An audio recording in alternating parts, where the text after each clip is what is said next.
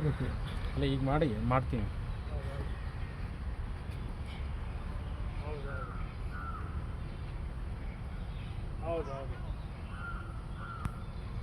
ನಮಸ್ತೆ ಕನ್ನಡದ ಬಂಧುಗಳೇ, ಈ ದಿನ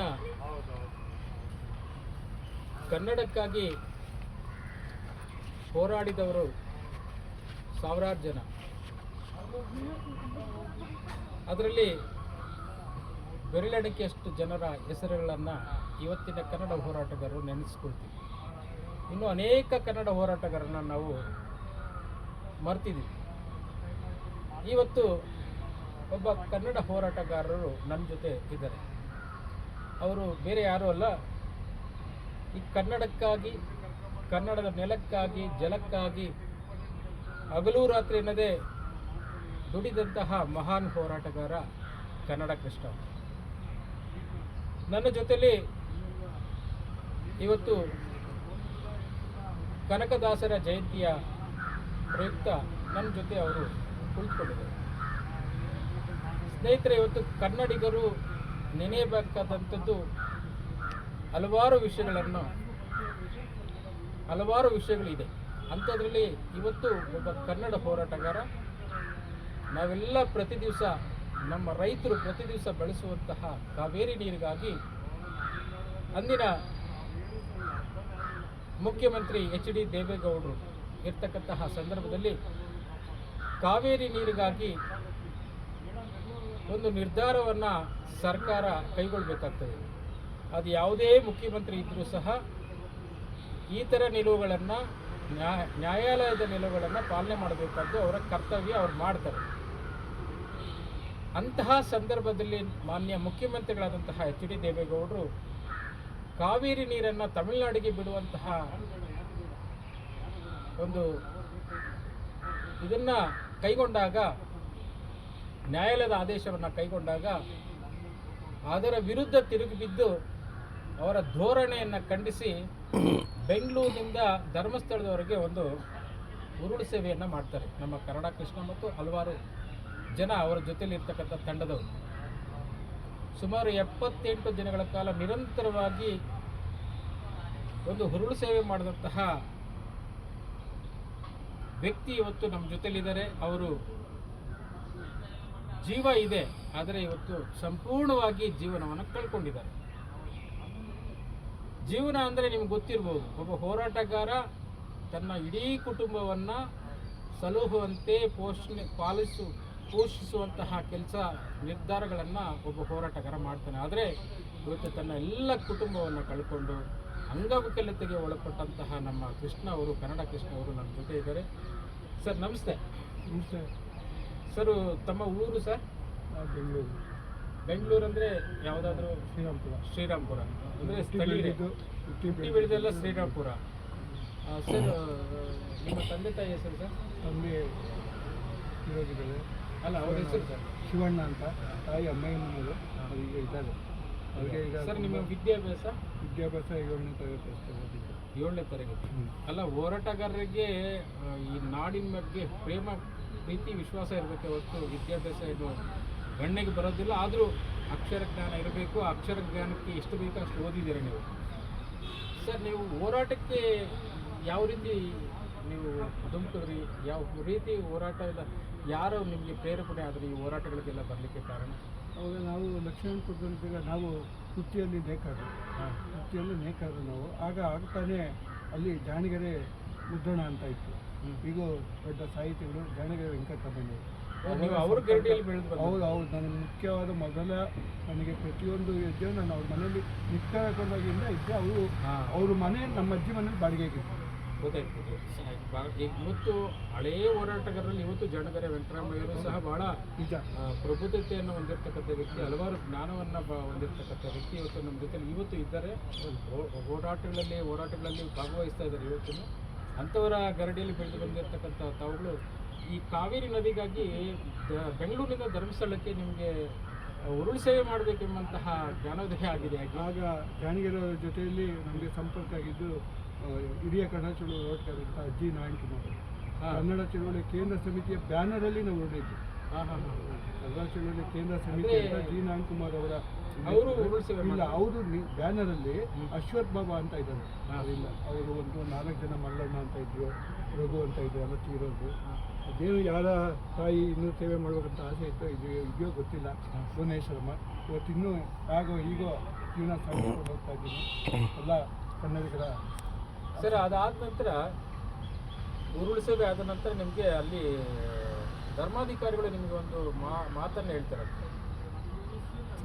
ಇದರ ಒಂದು ಪ್ರತಿಫಲ ನೀನು ಅನುಭವಿಸ್ಬೇಕಾಗ್ತದೆ ಅಂತ ಏನೋ ಹೇಳಿದ್ದಾರೆ. 100% ಏನು ನಾವು ಹೇಳಿದ್ರು? ಏನು ಉರುಳು ಸೇವೆ ಮಾಡಿ ಇನ್ನೇನು ಅವತ್ತು ಉಗಾದಿ ಹಬ್ಬ ಬಾರನೇ ದಿವಸ ಅಲ್ಲಿಗೆ ಹೋಗಿ ತಲುಪ್ತೀವಿ. ವೀರಪ್ಪಯ್ಯವರು ಅಲ್ಲಿ ಇರ್ತಾರೆ. ಅವಾಗ PV ನರಸಿಂಹರಾವ್ ಸರ್ಕಾರ, ಅಲ್ಲಿ ಕೇಂದ್ರ ಸರ್ಕಾರ. ನಾವು ಅವ್ರಿಗೆ ಹೋಗಿ ಹೇಳಕ್ಕೆ ಹೋದರೆ ಅವ್ರು ಕೇಂದ್ರ ಸರ್ಕಾರ ಇರೋದ್ರಿಂದ ಅವರು ನಮ್ಮನ್ನು ಇದು ಮಾಡ್ತಾರೆ. ಆಗ ವೀರೇಂದ್ರಗೌಡರು ಬರ್ತಾರೆ. ನಿಮ್ಗೆ ಈ ಹುಚ್ಚಿ ಎಲ್ಲಿಂದ ಬಂತು ಅಂತ ಕೇಳ್ತಾರೆ. ಸಲ ಇದೊಂದು ಜನಾಂದೋಲನ ಮಾಡೋದಕ್ಕೆ ಬಂದಿದ್ದೀವಿ.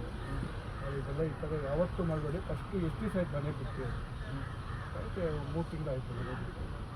ಫಸ್ಟು ಮನೆ ಹೆಂಗಿದ್ದಾರೆ ಅವ್ರಿಗೆ ಗೊತ್ತಾ? ಅವ್ರು ಹೆಂಗಿದ್ದಾರೆ ಗೊತ್ತಿಲ್ಲ. ಅದು ದೂರವಾಣಿ ಸಂಪರ್ಕ ಇಲ್ಲ, ಮೊಬೈಲ್ ಇರಲಿಲ್ಲ. ದೇವೇಗೌಡ ಇದ್ದಾಗ ಎಲ್ಲ ಪೇಜರ್ ಸಿಸ್ಟಮಲ್ಲಿ ಇದ್ದಿದ್ದು. 95-96 ಪೇಜರ್ ಬಂದಿದ್ದು.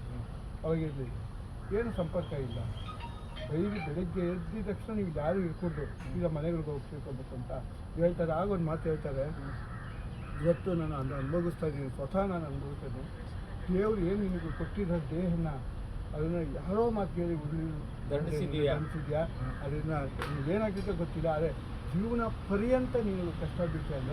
ಆ ಯಾತನೆಯನ್ನು ಗೊತ್ತು ಪಡ್ತಾ ಇದ್ದೀನಿ. ಅದು ನನ್ನ ಗೊತ್ತಿನ ಅಂದರೆ ನೀವು ಭಾಳ ಉತ್ಸಾಹದಿಂದ 78 ದಿನಗಳ ಕಾಲ ನಿರಂತರವಾಗಿ ಉರುಳು ಸೇವೆ ಮಾಡಿದ್ದೀರಾ. ಇಲ್ಲ, ಅಲ್ಲೇನಾಯಿತು ಅಂದರೆ ನಾವು ಬಾಳುಪೇಟೆಗೆ ಹೋಗೋ ಹೆಚ್ಚು ಕಮ್ಮಿ ಒಂದು 70-80 ಕಿಲೋಮೀಟರ್ ನಾನು ಹಾಸ್ಪಿಟ್ಲ್ ಅಡ್ಮಿಂಟ್ ಆಗಿದ್ದೆ. ಆವಾಗ ಒಂದು 9 ದಿವಸ ಅಡ್ಮಿಂಟ್ ಆಗಿದ್ದೆ. ಮತ್ತೆ ನೀವು ಕಂಟಿನ್ಯೂ ಹೋದೆ, ಅಲ್ಲಿ ಸೇರಿಕೊಂಡೆ.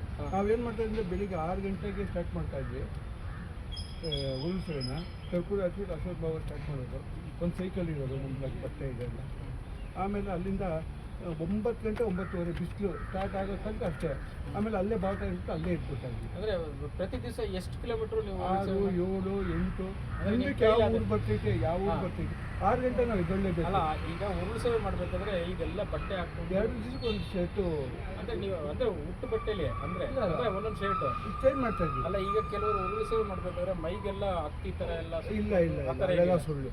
ಒಂದು ಪಂಚೆ ಅಷ್ಟೇ.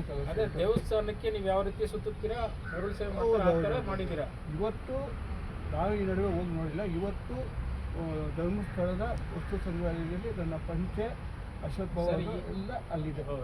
ನಿಮ್ಮ ಉರುಳು ಸೇವೆ ಬಟ್ಟೆ ಇದೆ. ಸರಿ, ಇವತ್ತು ಬಹಳ ಅದ್ಭುತವಾದಂಥ ರಸ್ತೆ ಇಳಿದಾವೆ ಧರ್ಮಸ್ಥಳಕ್ಕೆ. ಆವಾಗ ಇದ್ದಿದ್ದು ಒಂದೇ ರಸ್ತೆ. ಹೌದು, ಆ ಕಡೆ ಗಾಡಿಗಳು ಹೋಗ್ಬೇಕು, ಈ ಕಡೆ ನಿಮ್ಮ ಉರುಳು ಸೇವೆ ಮಾಡಬೇಕು, ಈ ಕಡೆ ಪಾದಯಾತ್ರೆ ಮಾಡಬೇಕು. ನಿಮಗೆ ಗೊತ್ತಿರ್ಬೋದು, ಈ ಪೀಣ್ಯ ರೋಡು ಏನಿದೆ ಅಲ್ಲಿ ಇರುವಂಥ ಎಲ್ಲ ಕಾರ್ಖಾನೆಗಳಲ್ಲಿ ನಮಗೆ ಇಲ್ಲಿನ ಕನ್ನಡ ಸಂಘಗಳು ಆತಿಥ್ಯ ಕೊಟ್ಟಿದ್ದಾರೆ. ಅಲ್ಲಿ ದಾಖಲೆ ಇದೆ, ಹಿಮಾಲಯ ಟೆಕ್ನಿಕ್ಸಲ್ಲಿ ಇರ್ಬೋದು, ಇರ್ಬೋದು, ಕಿರ್ಲೋಸ್ಕರಲ್ಲಿ ಇರ್ಬೋದು, ಮೈಸೂರು ಲ್ಯಾಂಡ್ಸಲ್ಲಿ ಇರ್ಬೋದು. ಸುಮಾರು ಅಲ್ಲಿರೋದು ಎಷ್ಟು ಮೀಟರ್ ಜಿಂದಾಲು ಇವರೆಲ್ಲ ನಮಗೆ ಊಟದ ವ್ಯವಸ್ಥೆ ಅದು ಇದು ಅಂತ ಮಾಡಿಕೊಂಡು. ಅದಾದ ನಂತರ ನಿಮ್ಮನ್ನು ಅವತ್ತಿನ ಕನ್ನಡ ಹೋರಾಟಗಾರರು ಕನ್ನಡಿಗರು ಗುರುತಿಸಲಿಲ್ವ ಸರ್ ನಿಮ್ಮ ಸೇವೆಯನ್ನು? ಇಲ್ಲ, ಆಗೇನಾಯ್ತು, ಮನೆಗೆ ಬಂದ ಇಷ್ಟ ನಮ್ಮ ಮನೆ ಇದೆಯೋ ಇಲ್ವೋ ಅನ್ನೋ ಮಟ್ಟಕ್ಕೆ ಹೋಗ್ಬಿಟ್ಟು 2 ವರ್ಷ ಮನೆ ಸರ್. ನಿರಂತರವಾಗಿ ನೀವು ವಾಟಾಳ್ ನಾಗರಾಜ್ ಅವರ ಸಂಪರ್ಕದಲ್ಲಿದ್ದೀರಾ, ಸರಾ ಗೋವಿಂದರ ಸಂಪರ್ಕದಲ್ಲಿದ್ದೀರಾ. ಈಗಲೂ ನನಗೆ ಗೊತ್ತಿರೋ ಹಾಗೆ ಯಾವುದೋ ಹಾಸನಕ್ಕೆ ಒಂದೊಂದು ಕೇಸ್ಗೆಲ್ಲ ಹೋಗ್ಬಿಟ್ಟು ಬರ್ತೀರಾ. ಅಷ್ಟೆಲ್ಲ ಒಡನಾಟಗಳಿದ್ರೂ ಸಹ ಅವರ ಬಾಂಧವ್ಯದಲ್ಲಿ ನಿಮಗೆ ಒಂದು ಈ ನಾಡಿಗೆ ನಿಮ್ಮನ್ನು ಪರಿಚಯಿಸುವಂಥ ಕೆಲಸ, ನಿಮ್ಮನ್ನು ಗುರುತಿಸುವಂಥ ಕೆಲಸ ಯಾಕೆ ಯಾವ ನಾಯಕರು ಮಾಡಲಿಲ್ಲ? ಅದು ಕನ್ನಡಿಗರು ಅಷ್ಟೇ. ಅಲ್ಲಿ ಇವತ್ತು ನೋಡಿ, ಕನ್ನಡ ಹೋರಾಟಗಾರರು ಇನ್ನೊಬ್ಬರನ್ನ ಬೆಳೆಸಿ ನಾವು ಬೆಳಿಬೇಕು. ಇವತ್ತು ತಮ್ಮ ಸಾಧನೆಗಳನ್ನು ಜನತೆಗೆ ತಿಳಿಸ್ಬೇಕು. ನಾನು ಇವತ್ತು ಸುಮಾರು ನಿಮ್ಗೆ ಗೊತ್ತಿರ್ಬೋದು, ಜಿ ನಾರಾಯಣ್ ಕುಮಾರ್ ಅವರನ್ನ 93ನಲ್ಲೇ 93 ನಾನು ವಿದ್ಯಾಭ್ಯಾಸ ಆಗಿದ್ದ ನಂತರ ದೊಡ್ಡ ಮಟ್ಟದ ಸಮ್ಮೇಳನ ಕರ್ಕೊಂಡು ಹೋಗಿದ್ದೆ. ಅಷ್ಟೆಲ್ಲ ಬಾಂಧವ್ಯ ಇದ್ರೂ ಕೂಡ ನಿಮ್ಮ ಒಡನಾಟ ನನಗೆ ಗೊತ್ತಿಲ್ಲ, ನಿಮ್ಮ ಒಂದು ಹೆಸರು ಗೊತ್ತಿಲ್ಲ, ನಿಮ್ಮ ಸೇವೆ ನನಗೆ ಗೊತ್ತಿಲ್ಲ. ಇತ್ತೀಚೆಗೆ ನಿಮ್ಮ ಒಡನಾಟ ಅಂದರೆ ನಿಮ್ಮ ಜೊತೆ ಸಂಪರ್ಕ ಬಂದಾಗ ನನಗೆ ಇದೆಲ್ಲ ಗೊತ್ತಾಗಿದೆ. ನನಗೆ ಆಶ್ಚರ್ಯ ಆಯಿತು, ಇಂಥ ಒಬ್ಬ ಹೋರಾಟಗಾರ. ಈಗ ಇವತ್ತು ನಾವು ಸಹ ಹೋರಾಟದ ಹಾದಿಯಲ್ಲಿ ಬಂದಿದ್ದೀವಿ. ನಾಳೆ ನಾವೇನಾಗ್ತೀವಿ ನಮಗೆ ಗೊತ್ತಿಲ್ಲ. ಇವತ್ತು ನಾವು ಕುಟುಂಬನ ನೋಡ್ತೀವಿ, ಆ ಕಡೆ ಸಮಾಜನ ನೋಡ್ತೀವಿ, ಸಮಾಜದ ಕೆಲಸಗಳನ್ನ ಮಾಡ್ತೀವಿ, ಕುಟುಂಬದ ಕೆಲಸಗಳನ್ನು ಮಾಡ್ತೀವಿ. ಹೀಗಿರಬೇಕಾದ್ರೆ ನೀವೆಲ್ಲೋ ಈ ಥರ ಒಂದು ಅದು ಸಣ್ಣ ಸಾಧನೆ ಅಲ್ಲ ಸರ್. ಅದು ಧರ್ಮಸ್ಥಳ ಗಂಟೆ ಉರುಳು ಸೇವೆ ಮಾಡಿರೋದು ಸಣ್ಣ ಸಾಧನೆ ಅಲ್ಲ. ಇವತ್ತು ನಿಮಗೆ ಆದಂತಹ ಸರ್ಕಾರದ ಸೌಲಭ್ಯಗಳು ಸಿಗಬೇಕಾಯಿತು, ಸರ್ಕಾರದಲ್ಲಿ ಸಿಗುವಂಥ ಸವಲತ್ತುಗಳು ಸಿಗಬೇಕಾಯಿತು, ಸರ್ಕಾರ ನಿಮ್ಮನ್ನು ಒಂದು ದೊಡ್ಡ ಮಟ್ಟದಲ್ಲಿ ಗುರುತಿಸಬೇಕಾಗಿತ್ತು. ಆದರೆ ಇವತ್ತು ಅದು ಯಾಕಾಗಲಿಲ್ಲ ಅನ್ನೋದೇ ನಮಗೆ ಇವತ್ತು ನೋವಾಗ್ತಾ ಇದೆ. ದಯವಿಟ್ಟು ಇಂತಹ ಮಹಾನ್ ಕಲಾವಿದರನ್ನು, ಮಹಾನ್ ಹೋರಾಟಗಾರರನ್ನು ನಾವು ಜನತೆಗೆ ಇವತ್ತು ನಾಡಿಗೆ ತಿಳಿಸುವಂತಹ ಕೆಲಸನ ಮಾಡಬೇಕಾಗಿದೆ. ಇಂಥ ಮಹಾನ್ ಹೋರಾಟಗಾರರಿಗೆ ಒಂದು ಅಭಿನಂದನಾ ಕಾರ್ಯಕ್ರಮವನ್ನು ನಾವು ಕೊಡಬೇಕಾಗ್ತದೆ, ಏರ್ಪಡಿಸಬೇಕಾಗ್ತದೆ. ಇಂತಹ ಅದ್ಭುತವಾದಂತಹ ಹೋರಾಟಗಾರರು ಇವತ್ತು ಸಹ ಛಲ ಬಿಡದೆ, ಇವತ್ತು ಅಂಗವಿಕಲತೆಗೆ ಒಳಪಟ್ಟರೂ ಸಹ, ನಳಿಲಿಕ್ಕೆ ಸಾಧ್ಯವಾಗದಿದ್ರು ಸಹ, ಯಾವುದೇ ಕನ್ನಡ ಹೋರಾಟಗಾರರು ಬಂದರೂ ಸಹ ಅವರಿಗೆ ಬೇಕಾದಂತಹ ಸಲಹೆ ಸೂಚನೆಗಳನ್ನು ಕೊಡ್ತಾ ಹಳೆಯ ಹೋರಾಟಗಾರರನ್ನು ನೆನೆಸುವಂತಹ ಕೆಲಸ ಇವತ್ತು ಅವರು ಮಾಡ್ತಾ ಇದ್ದಾರೆ. ಇಂತಹ ಮಹಾನ್ ಹೋರಾಟಗಾರರ ಜೊತೆ ನಾನಿವತ್ತು ಒಂದು ಸಂದರ್ಶನವನ್ನು ಮಾಡ್ತಾ ಇದ್ದೀನಿ. ನನ್ನ ಇದು ಮಹಾಭಾಗ್ಯ ಅಂತ ನಾನು ತಿಳ್ಕೊಳ್ತೀನಿ. ಅಂತಹ ಕನ್ನಡ ಕೃಷ್ಣ ಅವರು ನಮ್ಮ ಜೊತೆಲಿದ್ದಾರೆ.